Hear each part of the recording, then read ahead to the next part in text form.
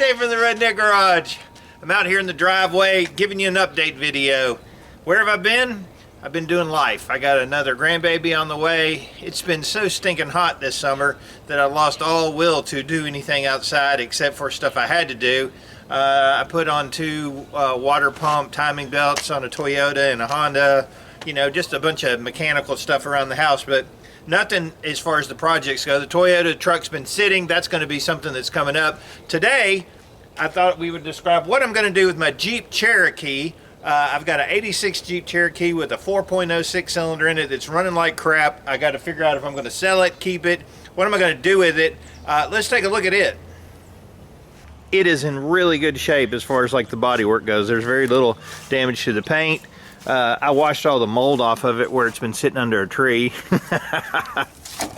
The interior is actually really nice for an 86. The seats aren't torn up. I need to shampoo it, clean off the dash. We used this as a service truck for a while, and then it started running poorly, and I just put some people in other vehicles.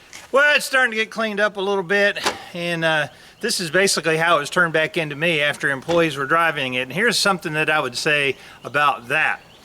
If you own a business and you have employees driving your vehicle, here's the sad, honest truth about it. They don't care. Absolutely don't care. Will they run it without oil? You betcha.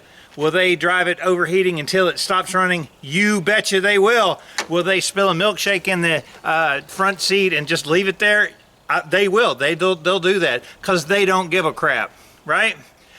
Will the fan clutch ever get fixed unless I look at it? It will not. So basically, you hope that you can get the vehicle back from someone that drives it, that works for you, before they completely frickin' destroy it. Will they drive down the road, fall asleep, hit a truck and trailer, almost kill a horse, and get you in a $250,000 lawsuit because they played video games all night? They will do that too. Absolutely they will, because that happened to me. Finally, it's got settled after a year. The retard that wrecked my Ranger finally got done after a year, and that's what happens when you have employees driving your vehicles. But this Jeep is actually really nice. I've got a high volume radiator that I'm planning on putting in it because it started overheating a little bit during the summer, and it got some lug nuts and some center caps, I think, in the back. I don't know. So anyway, let's start her up and I'll show you what I'm talking about. You know, it's got a pretty good exhaust leak.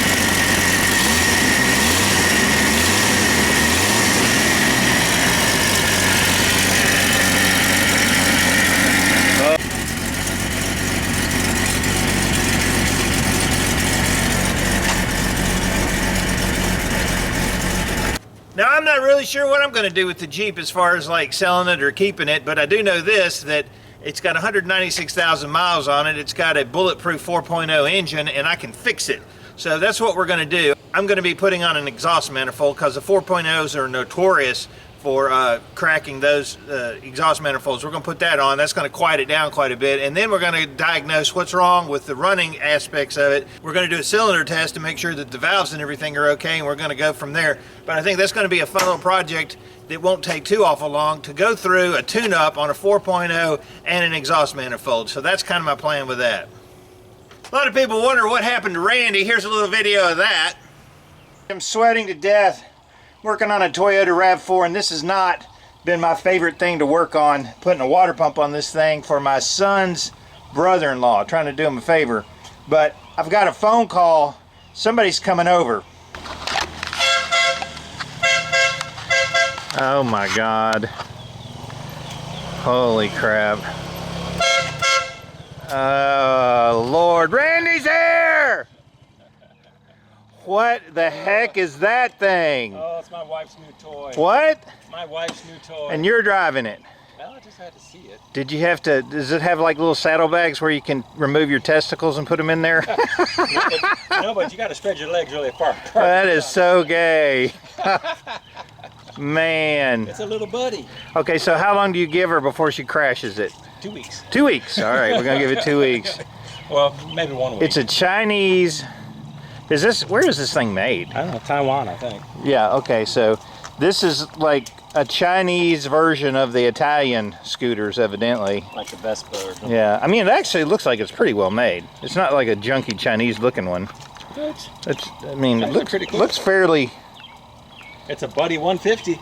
There's A genuine scooter a company. freaking bee on my neck. The bee on my neck, it almost stung me. What the hell? Oh, that thing? Yeah, stomp Sorry, it. buddy. There you go.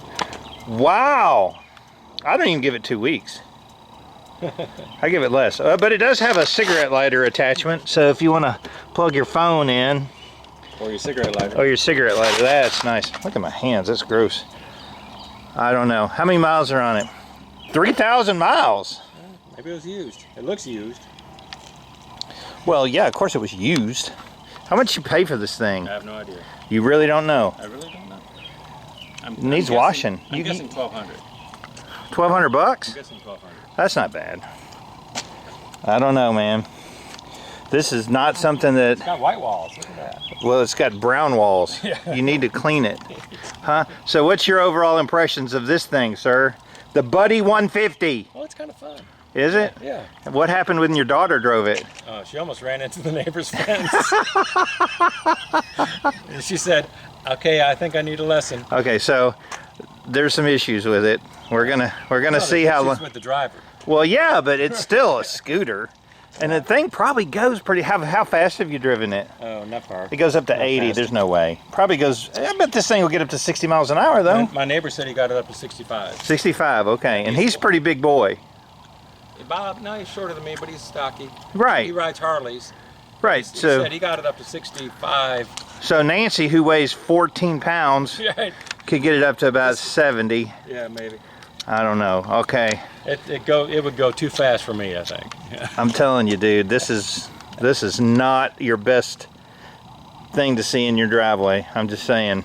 Oh, it's probably just going to take up more space in the garage, you know. At least I sold her drums, so we have space to put it now. Right. You know what they call men whose wives buy one of these? Widowers. I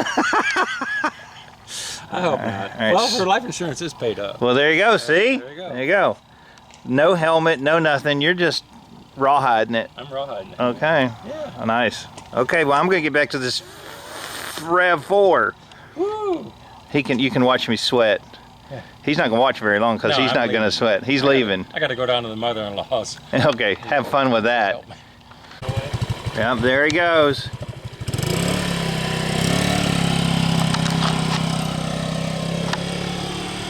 That is a dangerous. Yeah, nice.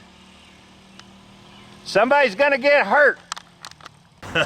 He's been out on the road quite a bit working, but I can tell you this, that his wife Nancy has not ridden the scooter. It has been like a garage dweller covered in dust. So anyway, we'll see if I get Randy to bring that thing back over, but he's doing well. All of you have been sending me questions on how's Randy. He's great.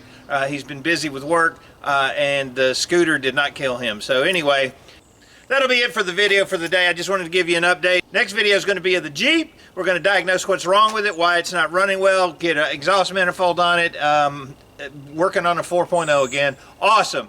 I'm David from the Redneck Garage. Keep turning wrenches.